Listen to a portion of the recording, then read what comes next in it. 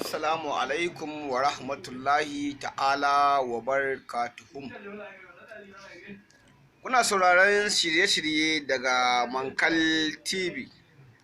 A yau ne za ku samu labarin Dr. Umar Abdullahi Ganduje ya dakatar da Sarkin Kano, Dr. Sunusi na biyu.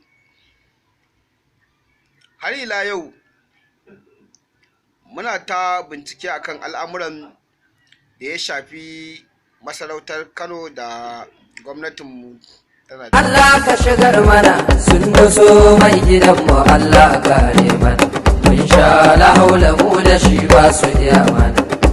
Da fa bai fada bare ma shi zo kana, mun ga yau gidan kamar mu aka tsangwama. Dan kakura dan adam, kakura babansa, kakure malaminsa, sai ya kama ka da kokawa. Tabi da matin jimi, karfin hada sasari, dutsen ruwa mai kiri, kafi